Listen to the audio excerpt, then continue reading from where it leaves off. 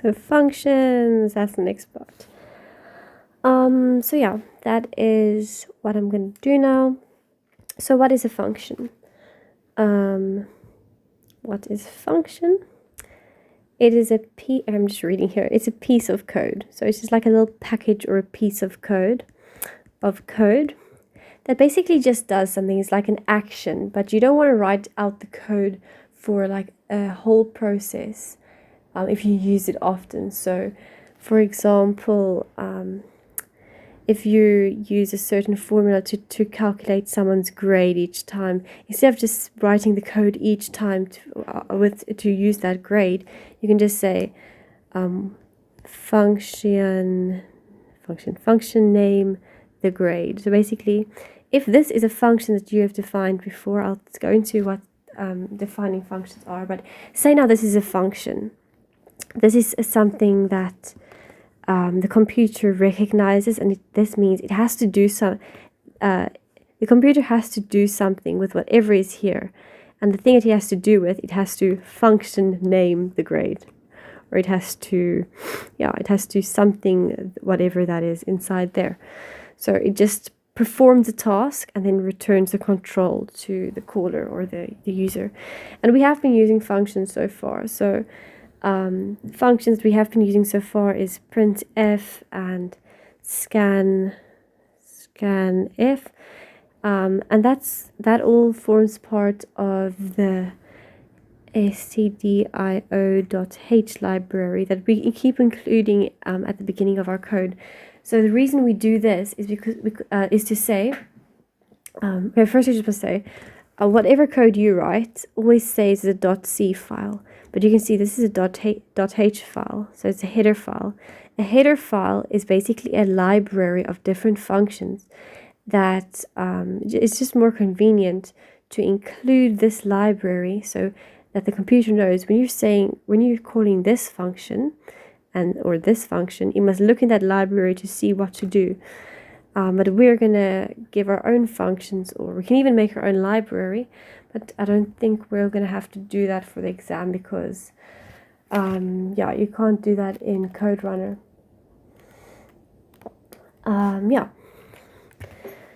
So there's also something called the math library function.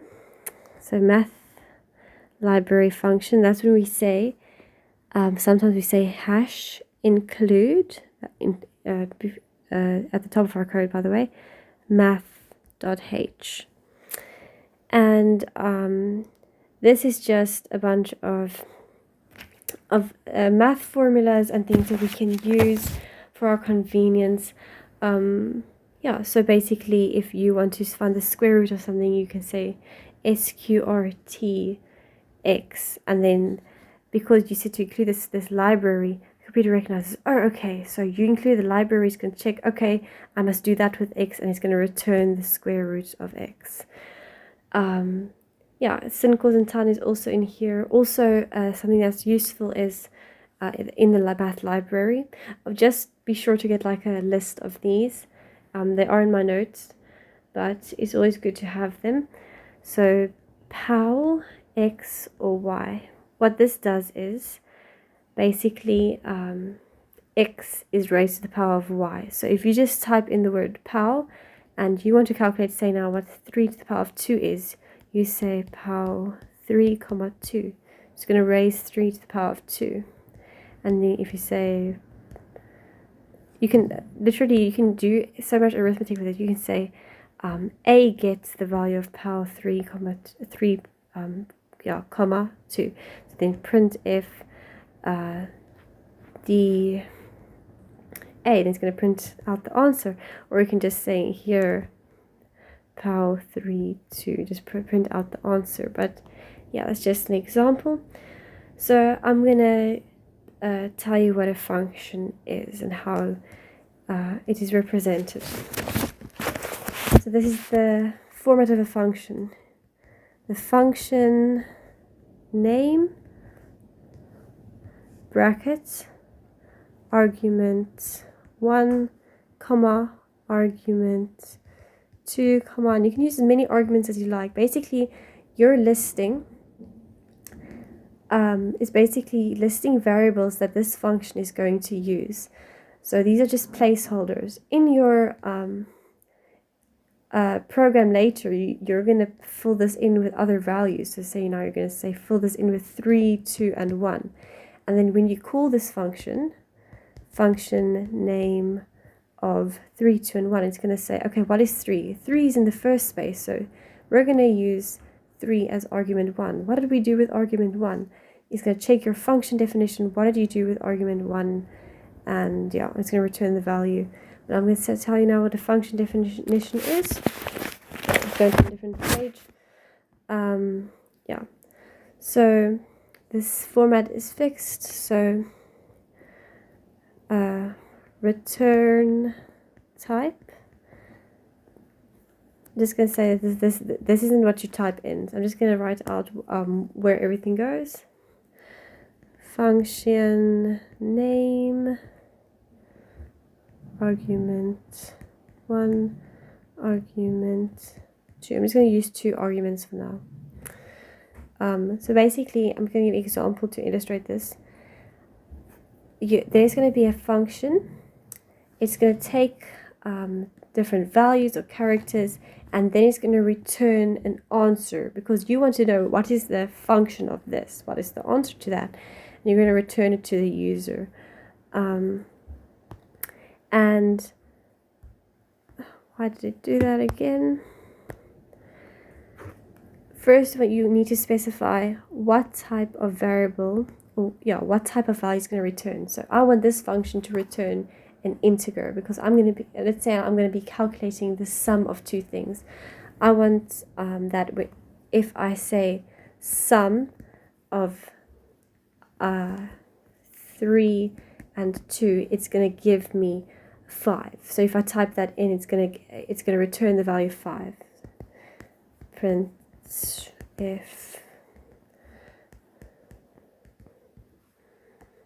So I'm just going to say this just an example. If I run my code, my variable a gets the sum of 3, 2. So I'm going to call a function that I have. I want then it to print the value of 5. So I want this to return an integer type. So first thing you do for the function definition, you're defining what the function does. You're saying, and this goes to the bottom of the program. So you're saying int, because that's the type, and then I give the function a name. I'm going to call it sum, and then I'm going to give any 2 type variables as arguments. Don't use variables that you're using in your code, because this is going to be after your main function. Let me just mention that quickly. When you're writing your function definition, when you're defining what your function does,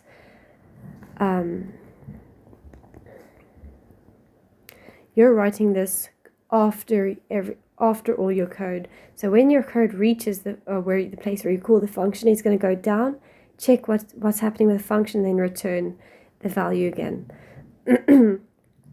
But but don't use variables that you've declared in your main, because it just messes things up. So if you're going to be doing things with x and y, don't use x and y here, just use a and b, because it's going to be putting x and y in those places anyway, but it's just going to get confused if it sees the same name. So I want this is still the function definition, which goes at the bottom of the program. Then you open a brace, whatever you want is going on here, close the brace. Note there's no semicolon here. There isn't. So then I'm going to say, sorry, I did not mention this. You have to initialize these at the bottom, because you didn't initialize them before. You have to initialize them inside here. So I'm going to be using an integer argument and another integer argument. You can use a char, or you can use a float or whatever, but for this certain one I want to use integers. So now I'm going to say return a plus b. That seems really simple. So you can actually do a bunch of stuff. If I said, I can also inside this function say initialize more variables and say x, z, and then I say z gets a plus b, and then return the value of z. Basically, at the end of every function, you have to say return. We don't always have to. If you're going to use the value that in your that you calculate in your function, you have to return something. So if I say return z, it's going to return the value of whatever z was to wherever I called it. And when I say print, the sum of that is going to print the value of z here. So z is whatever is there plus whatever was there. So it's a plus b. In this case, it's calling the function, and we're implementing the numbers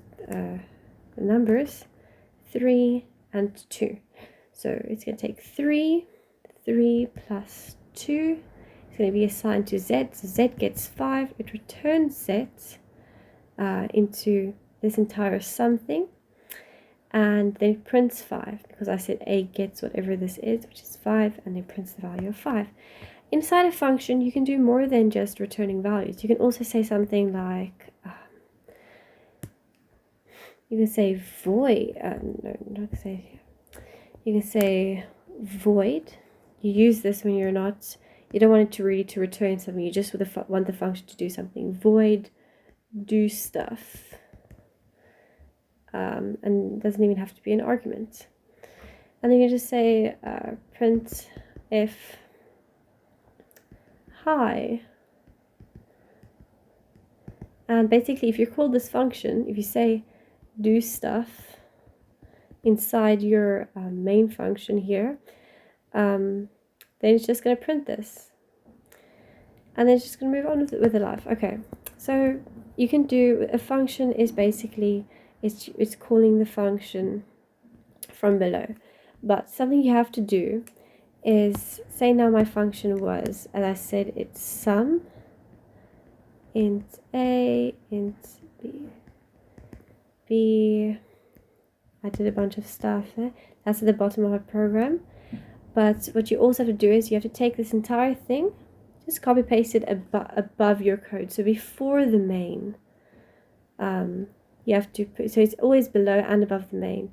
You're going to just copy paste that int sum int a, int b, initialize it up there as well, and then you use a semicolon. This is called the function prototype. And this is called the function definition. Sometimes they only ask for one, or they give you this one. They say write the function definition. Just be sure to keep the same format. This is just declaring before your code started, we're going to be using a function that looks like that. And then the computer can see, oh, this is at the bottom of the function. Okay, at the bottom of the code. I will be using this later. That's fantastic. The main function that we've actually been using, where I say at the beginning of every program, I write main and then do everything inside here. That's also a function, but I mean that's just standard. We're always gonna do that. So yeah. Something I just want to mention still is to check if I'm going to do it here or later. Yeah, so you can also make that your function definition is a header file, like slib.h, when you always include these things. You can also make your own header file, but I don't think they'll ask us to do that in in our exams, but you can always if you wanted to. So yeah, that's basically it for functions. I think there's, I'm just gonna call it a night because I'm tired. But that's it for now.